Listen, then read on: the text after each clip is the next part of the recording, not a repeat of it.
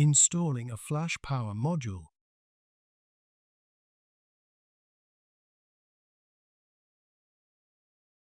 Note, the RAID flash power module can be installed in different locations in the system, but the replacement procedures are identical.